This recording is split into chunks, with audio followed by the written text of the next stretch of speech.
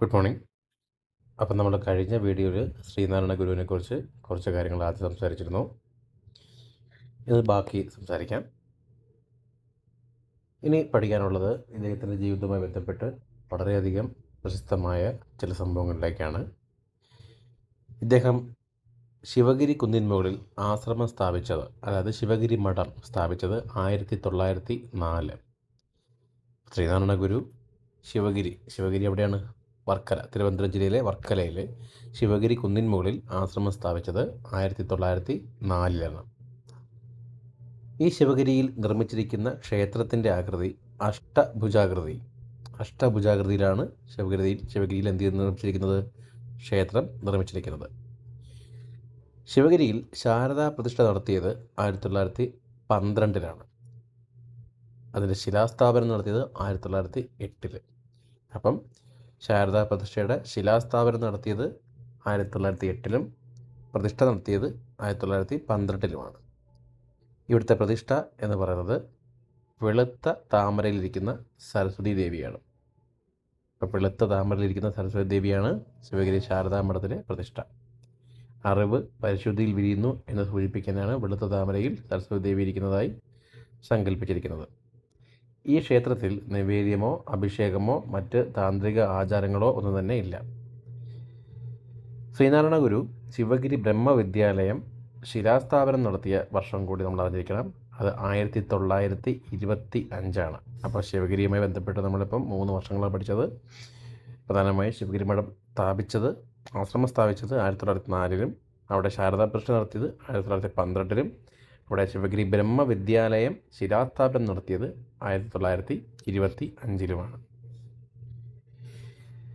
ഇതുമായി ബന്ധപ്പെട്ട് നമുക്ക് വർഷാവർഷം നടക്കുന്ന ഒരു ശിവഗിരി തീർത്ഥാടനം എന്നൊരു സംഭവം കൂടി നമ്മൾ അറിഞ്ഞിരിക്കണം. ഈ ശിവഗിരി തീർത്ഥാടനം എന്ന ആശയം മുന്നോട്ട് വെച്ചത് വല്ലഭശ്ശേരി ഗോവിന്ദൻ വൈദ്യർ, TK കിട്ടൻ എന്നിവർ ചേർന്നാണ്. അപ്പോൾ ശിവഗിരി തീർത്ഥാടനം എന്ന ആശയം മുന്നോട്ട് വെച്ചത് വല്ലഭശ്ശേരി ഗോവിന്ദൻ വൈദ്യരും TK കിട്ടനും കൂടി ചേർന്നാണ്. ശിവഗിരി തീർത്ഥാടകർക്ക് ഗുരു നിർദ്ദേശിച്ച വസ്ത്രത്തിൻ്റെ നിറം എന്ന് പറയുന്നത് മഞ്ഞ നിറമാണ്. അപ്പോൾ മഞ്ഞ നിറമാണ് ശിവഗിരി തീർത്ഥാടകർക്ക് വേണ്ടി ഗുരു നിർദ്ദേശിച്ച വസ്ത്രം, വസ്ത്രത്തിൻ്റെ നിറം. ശിവഗിരി തീർത്ഥാടനം ആദ്യം ആരംഭിച്ചത് പത്തനംതിട്ടയിലെ ഇലവുംതിട്ട എന്ന് പറയുന്ന സ്ഥലത്തു നിന്നാണ്. അപ്പോൾ ശിവഗിരി തീർത്ഥാടനം ആദ്യം ആരംഭിച്ചത് എവിടെ നിന്നാണ്? പത്തനംതിട്ടയിലെ ഇലവുംതിട്ടയിൽ നിന്നാണ്. ശിവഗിരി തീർത്ഥാടനം ആദ്യമായി സംഘടിപ്പിക്കാൻ നേതൃത്വം കൊടുത്ത ഒരു കവിയുണ്ട്, മുലൂർ S. പത്മനാഭ പണിക്കർ. ആരാണ്? മുലൂർ S. പത്മനാഭ പണിക്കരാണ് ശിവഗിരി തീർത്ഥാടനത്തെ ആദ്യമായി സംഘടിപ്പിക്കാൻ വേണ്ടി നേതൃത്വം നൽകിയ കവി. അപ്പം ശിവഗിരി തീർത്ഥാടനം എന്ന ആശയം മുന്നോട്ട് വെച്ചത് വല്ലഭശ്ശേരി ഗോവിന്ദൻ വൈദ്യരും TK കിട്ടനും ചേർന്നാണ്. പത്തനംതിട്ട ജില്ലയിലെ ഇലവുംതിട്ടയിൽ നിന്നാണ് ശിവഗിരി തീർത്ഥാടനം ആദ്യം ആരംഭിച്ചത്. ഈ ശിവഗിരി തീർത്ഥാടകർക്ക് വേണ്ടി ഗുരു നിർദ്ദേശിച്ച വസ്ത്രത്തിൻ്റെ നിറം മഞ്ഞ നിറമാണ്. ഓക്കെ, ഇനി നമുക്ക് ശിവഗിരി കഴിയുമ്പോൾ, അപ്പോൾ ശിവഗിരിയെക്കുറിച്ച് പറഞ്ഞു. എന്താണ് ശിവഗിരി? ശിവഗിരി മഠത്തിൽ 1904 സ്ഥാപിച്ചത്. 1912 അവിടെ ശാരദാ പ്രതിഷ്ഠ നടത്തിയത്. അവിടെ 1925 ശിവഗിരിയിലെ ബ്രഹ്മവിദ്യാലയം ശിലാസ്ഥാപനം നടത്തിയത്. വെളുത്ത താമരയിലിരിക്കുന്ന സരസ്വതി ദേവിയാണ് ശാരദാ പ്രതിഷ്ഠയിലെ ഒരു പ്രതിഷ്ഠ എന്നൊക്കെ പറയുന്നത്. ഇനി നമുക്ക് അടുത്ത പറയാവുന്നത് കുറച്ച് സന്ദർശനങ്ങളാണ്. കുറച്ച് വ്യക്തികളുമായിട്ടുള്ള ശ്രീനാരായണ ഗുരുവിൻ്റെ സന്ദർശനങ്ങളാണ് പറയുന്നത്. ആദ്യമായി നമുക്ക് ശ്രീനാരായണ ഗുരുവും ചട്ടമ്പി സ്വാമിയുമായി കണ്ടുമുട്ടിയ വർഷം. അപ്പം നമ്മൾ കഴിഞ്ഞ വീഡിയോ പറഞ്ഞിരുന്നു, ചട്ടമ്പി സ്വാമി ആണ് എന്ത് ചെയ്തത്? ശ്രീനാരായണ ഗുരുവിനെ തൈക്കാട് അയ്യാവിന് പരിചയപ്പെടുത്തി കൊടുത്തത്, അല്ലേ? അപ്പോൾ ശ്രീനാരായണ ഗുരു ചട്ടമ്പി സ്വാമികളെ കണ്ടുമുട്ടിയ വർഷം 1882 അണിയൂർ ക്ഷേത്രത്തിൽ വെച്ചാണ് ചട്ടമ്പി സ്വാമിയുമായി കണ്ടുമുട്ടിയത്. ഇനി കുമാരനാശാൻ്റെ പ്രത്യേകത പറഞ്ഞു. എന്തായിരുന്നു? SNDP എന്ന സംഘടന സ്ഥാപിച്ചപ്പോൾ അതിൻ്റെ ആദ്യത്തെ സെക്രട്ടറി ആയിരുന്നു കുമാരനാശാൻ. അപ്പോൾ കുമാരനാശാൻ ശ്രീനാരായണ ഗുരുവിനെ ആദ്യമായി സന്ദർശിച്ചത് 1891. ഓക്കെ, അപ്പോൾ ചട്ടമ്പി സ്വാമി കണ്ടുമുട്ടിയത് 1882 കുമാരനാശാനെ കണ്ടുമുട്ടിയത് 1891. ഇനി മറ്റൊരു സാമൂഹിക പരിഷ്കർത്താവുണ്ട്. ആരാണ്? ശ്രീനാരായണ ഗുരു ഡോക്ടർ പൽപ്പുവിനെ കണ്ടെത്തിയ വർഷം. അപ്പോൾ ഡോക്ടർ പൽപ്പുവിനെ കണ്ടുമുട്ടിയത് 1895 ബാംഗ്ലൂരിൽ വെച്ചാണ് ഡോക്ടർ പൽപ്പുവിനെ ശ്രീനാരായണ ഗുരു കണ്ടെത്തിയത്. അടുത്ത മഹാനായ ഒരു വ്യക്തി അയ്യങ്കാളിയാണ്. അയ്യങ്കാളിയുമായി കണ്ടുമുട്ടിയ വർഷം 1912 12 നമ്മൾ നേരത്തെ ഒരു വർഷം പറഞ്ഞു. എന്തായിരുന്നു? ശാരദാ പ്രതിഷ്ഠയുടെ കാര്യം പറഞ്ഞില്ലേ, ശിവഗിരി മഠത്തിലെ. അപ്പോൾ 1912 തന്നെയാണ് അയ്യങ്കാളിയെ കണ്ടുമുട്ടിയത്. അയ്യങ്കാളി കണ്ടുമുട്ടിയത് തിരുവനന്തപുരം ജില്ലയിലെ ബാലരാമപുരത്ത് വെച്ചാണ് കണ്ടുമുട്ടിയത്. മറ്റൊരു സാമൂഹ്യ പരിഷ്കർത്താവായ വാഗ്ഭടാനന്ദനെ 2 വർഷം കഴിഞ്ഞപ്പോൾ 1914 കണ്ടെത്തിയത്. അത് അദ്വൈതാശ്രമം. അപ്പോൾ അദ്വൈതാശ്രമം എവിടെയാണ്? ആലുവയിലാണ്. നമ്മൾ പഠിച്ചതല്ലേ. ഇനി രമണ മഹർഷി എന്ന വ്യക്തിയെ സന്ദർശിച്ചത് തിരുവണ്ണാമലയിലെ 1916 വെച്ചാണ് കണ്ടുമുട്ടിയത്. 1916 ശ്രീനാരായണ ഗുരു രമണ മഹർഷിയെ സന്ദർശിച്ചത്. തൊട്ട് 2 വർഷം കഴിഞ്ഞപ്പോൾ വീണ്ടും അടുത്തൊരു സംഭവമുണ്ട്. ശ്രീലങ്ക ആദ്യമായി സന്ദർശിച്ച വർഷം. അപ്പോൾ ശ്രീലങ്കയുമായി ബന്ധം നമ്മൾ ഓൾറെഡി സംസാരിച്ചിരുന്നു. ശ്രീലങ്കയുടെ തപാൽ സ്റ്റാമ്പിൽ വന്ന ഒരു വ്യക്തിയാണ്, അല്ലെങ്കിൽ മലയാളിയാണ് ആര്യ ശ്രീനാരായണ ഗുരു. അപ്പോൾ ശ്രീനാരായണ ഗുരു ആദ്യമായി ശ്രീലങ്ക സന്ദർശിച്ച വർഷവും 1918 അവിടെ നമുക്കൊരു ക്വസ്റ്റ്യൻ കൂടെ അറിഞ്ഞിരിക്കണം. അവിടെ നമുക്ക് രണ്ടാമത്തെ സന്ദർശനത്തെക്കുറിച്ച് ഉണ്ട്. അത് 8 വർഷം കഴിഞ്ഞപ്പോഴാണ് അവിടെ കിടപ്പുണ്ട്. ശ്രീനാരായണ ഗുരു രണ്ടാമതായി ശ്രീലങ്ക സന്ദർശിച്ച വർഷം 1926 അപ്പം ആദ്യം സന്ദർശിച്ചത് 18 രണ്ടാമത് 26 ഇനി രവീന്ദ്രനാഥ ടാഗോർ ശ്രീനാരായണ ഗുരുവിനെ സന്ദർശിച്ച വർഷം 1922. വളരെ ഇമ്പോർട്ടൻ്റ് ആണ്. 1922 നവംബർ, ഡേറ്റും 22 തന്നെയാണ്, നവംബർ 22. അപ്പോൾ 1922 നവംബർ 22 ശിവഗിരിയിൽ വെച്ച്, നേരത്തെ പറഞ്ഞ ശിവഗിരിയിൽ വെച്ചാണ് ടാഗോർ ശ്രീനാരായണ ഗുരുവിനെ സന്ദർശിച്ചത്. ഈ സമയം ടാഗോറിൻ്റെ സന്ദർശനത്തിൽ അദ്ദേഹത്തോടൊപ്പം ഉണ്ടായിരുന്ന ഒരു വ്യക്തിയാണ് ദീനബന്ധു എന്ന് വിശേഷിക്കപ്പെടുന്ന CF ആൻഡ്രൂസ്. അപ്പോൾ അദ്ദേഹം ടാഗോറിൻ്റെ സന്ദർശനത്തിൽ ശ്രീനാരായണ ഗുരുവിനെ കാണാൻ ഒപ്പം ഉണ്ടായിരുന്ന വ്യക്തിയാണ് ആര്? CF Andrews. അദ്ദേഹം വിളിക്കുന്ന മറ്റൊരു പേര് വിശേഷണം ദീനബന്ധു എന്നാണ് വിളിക്കുന്നത്. ഈ ടാഗോറും ശ്രീനാരായണ ഗുരുവും തമ്മിലുള്ള സംഭാഷണം അത് ട്രാൻസ്ലേറ്റ് ചെയ്തത് കുമാരനാശാനായിരുന്നു.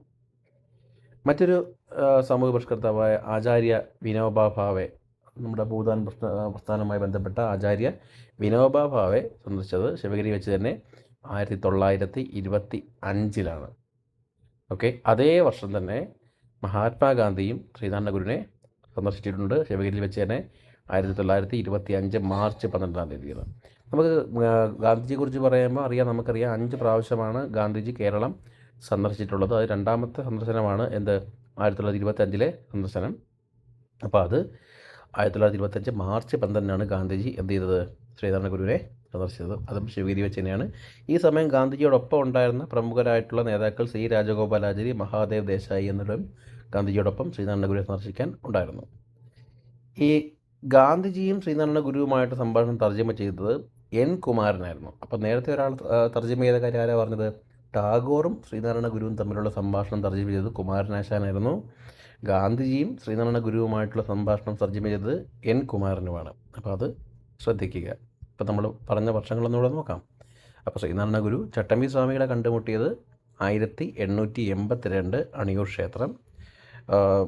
വീഡിയോ കാണുന്നുണ്ടെങ്കിൽ അത് ഈ റിവേഴ്സ് ചെയ്യുന്ന കാര്യങ്ങൾ ഒന്ന് സ്ക്രീനിലേക്ക് നോക്കാതെ ഒന്ന് കണ്ണടച്ച് കൂടെ പറയാൻ ശ്രമിക്കുക. അപ്പോൾ ശ്രീനാരായണ ഗുരു ചട്ടമ്പി സ്വാമികളെ കണ്ടുമുട്ടിയ വർഷം 1882 അണിയൂർ ക്ഷേത്രത്തിൽ വെച്ച്. കുമാരനാശാൻ ശ്രീനാരായണ ഗുരുവിനെ ആദ്യമായി സന്ദർശിച്ചത് 1891. 95 ഡോക്ടർ പൽപൂനെ ബാംഗ്ലൂർ വെച്ച് കണ്ടുമുട്ടുന്നു.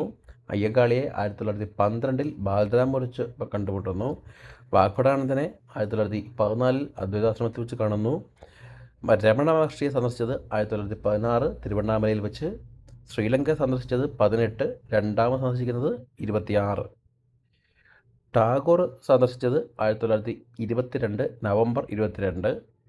കൂടെ ഉണ്ടായിരുന്നത് CF ആൻഡ്രൂസ്. CF ആൻഡ്രൂസിനെ വിളിക്കുന്ന മറ്റൊരു പേര് ദീനബന്ധു. ടാഗോറും ശ്രീനാരായണ ഗുരുവും തമ്മിലുള്ള സംഭാഷണം തർജ്ജമ ചെയ്തത് കുമാരനാശാൻ. ആചാര്യ വിനോബ ഭാവെ സന്ദർശിച്ചത് 1925 തന്നെ മാർച്ച് 12 ഗാന്ധിജിയും ശ്രീനാരായണ ഗുരുവും തമ്മിൽ കണ്ടുമുട്ടി. അപ്പോൾ ഗാന്ധിജിയോടൊപ്പം ഉണ്ടായിരുന്ന 2 പേർ C രാജഗോപാലാചാരി, മഹാദേവ് ദേശായി. ഈ സംഭാഷണം ഗാന്ധിജിയും ശ്രീനാരായണ ഗുരുവും തമ്മിലുള്ള സംഭാഷണം തർജ്ജമ ചെയ്തത് N കുമാരൻ. ഓക്കെ. ഇനി നമുക്ക് ശ്രീനാരായണ ഗുരുവിൻ്റെ അവസാന കാലഘട്ടത്തിലേക്ക് എത്തിക്കഴിഞ്ഞു. ശ്രീനാരായണ ഗുരു സമാധിയായത് ഇതേ സ്ഥലത്ത് തന്നെയാണ്, വർക്കലയിലെ ശിവഗിരിയിൽ വെച്ചാണ് സമാധിയായത്. ഈ സമാധി സമയത്ത് വളരെ ഇമ്പോർട്ടൻ്റ് ആയിട്ടുള്ള ക്വസ്റ്റ്യനാണ്. പല പ്രാവശ്യം ഈ ക്വസ്റ്റ്യൻ പലയിടത്തായി പറഞ്ഞു കേട്ടിട്ടുണ്ട്. സമാധി സമയത്ത് ശ്രീനാരായണ ഗുരു ധരിച്ചിരുന്ന വസ്ത്രത്തിൻ്റെ നിറം എന്ന് പറയുന്നത് വെള്ള നിറമാണ്, ശ്വേതവർണ്ണം എന്ന് പറയും. അപ്പോൾ വെള്ള നിറമാണ് സമാധി സമയത്ത് ശ്രീനാരായണ ഗുരു ധരിച്ചിരുന്ന വസ്ത്രത്തിൻ്റെ നിറം. ശ്രീനാരായണ ഗുരുവിൻ്റെ പ്രതിമ ആദ്യമായി അനാച്ഛാദനം ചെയ്ത സ്ഥലം, അപ്പോൾ നമ്മൾ ഓൾറെഡി പറഞ്ഞു, ജീവിച്ചിരുന്ന സമയത്ത് തന്നെ പ്രതിമ നിർമ്മിച്ചിരുന്ന വ്യക്തിയാണ്, അല്ലെങ്കിൽ പ്രതിമ നിർമ്മിക്കപ്പെട്ട വ്യക്തിയാണ് ശ്രീനാരായണ ഗുരുവിൻ്റേത്.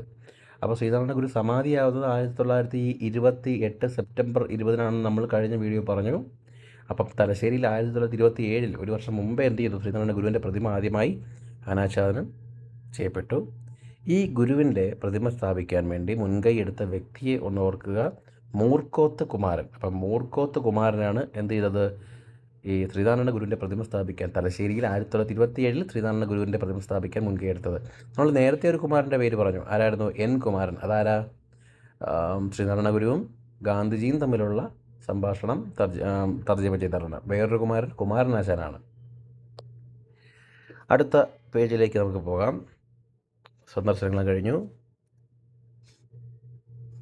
അടുത്ത പേജിലോട്ട് പോയാൽ ഗുരുവിൻ്റെ പ്രത്യേകിച്ച് കുറച്ച് സംഭവ വികാസങ്ങൾ നമുക്ക് പഠിക്കാം. തിരുവനന്തപുരം മുട്ടത്തറയിൽ നടന്ന പുലയ സമ്മേളനത്തിൽ ഗുരു പങ്കെടുത്തത് വർഷം 1916. അപ്പോൾ നമ്മൾ ഓൾറെഡി 1916 വേറൊരു വ്യക്തിയുമായിട്ടുള്ള കണ്ടുമുട്ടിയത് പറഞ്ഞിരുന്നല്ലോ. ആരെയാണ്?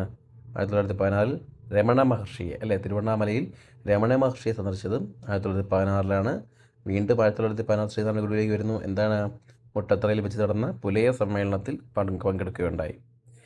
വൈക്കം സത്യാഗ്രഹത്തിൽ പങ്കെടുത്ത സത്യാഗ്രഹികൾക്കായി വെല്ലൂർ മഠത്തിൽ താമസ സൗകര്യം ഒരുക്കുകയും സത്യാഗ്രഹത്തിൻ്റെ ആവശ്യത്തിനായി ഫണ്ട് രൂപീകരിക്കുകയും ചെയ്ത നവോത്ഥാന നായകനാണ് ശ്രീനാരായണ ഗുരു. അപ്പം വൈക്കം സത്യാഗ്രഹത്തിൽ പങ്കെടുത്ത സത്യാഗ്രഹികൾക്കായി വെല്ലൂർ മഠത്തിൽ താമസ സൗകര്യം ഒരുക്കുകയും സത്യാഗ്രഹത്തിൻ്റെ ആവശ്യത്തിനായി ഫണ്ട് രൂപീകരിക്കുകയും ചെയ്തതും ശ്രീനാരായണ ഗുരുവാണ്. കുറച്ച് കാര്യങ്ങൾ പഠിക്കാനുണ്ട്. ശ്രീനാരായണ ഗുരുവിൻ്റെ 150ാമത് ജന്മവാർഷികം പ്രമാണിച്ച് റിസർവ് ബാങ്ക് 5 രൂപ നാണയം പുറത്തിറക്കിയ വർഷം 2006. അപ്പം 150ാമത് ജന്മവാർഷികം. അപ്പോൾ ശ്രീനാരായണ ഗുരു ജനിച്ചത് ഓർമ്മയുണ്ടോ? 1856 ഓഗസ്റ്റ് മാസം 20-ാം തീയതിയാണ് ജനിച്ചത് എന്ന് പറഞ്ഞ ഓർമ്മയില്ലേ? അപ്പോൾ 150ാമത് ജന്മവാർഷികം പ്രമാണിച്ച് റിസർവ് ബാങ്ക് 5 രൂപ നാണയം പുറത്തിറക്കിയത് 2006, 150 വർഷത്തിന് ശേഷം. ഇനി നമുക്ക് ഒപ്പം പഠിക്കേണ്ടത് ശ്രീനാരായണ ഗുരുവിൻ്റെ പ്രധാനപ്പെട്ട ശിഷ്യന്മാരെ കുറിച്ചുകൂടി നമുക്ക് ഈ ഒരു വീഡിയോയിൽ ജസ്റ്റ് പറയാം. അപ്പോൾ ശ്രീനാരായണ ഗുരുവിൻ്റെ ആദ്യത്തെ സന്യാസി ശിഷ്യൻ എന്ന് പറയുന്നത് ശിവലിംഗദാസ സ്വാമികളാണ്. ശിവലിംഗദാസ സ്വാമികളാണ് ശ്രീനാരായണ ഗുരുവിൻ്റെ ആദ്യ സന്യാസി ശിഷ്യൻ.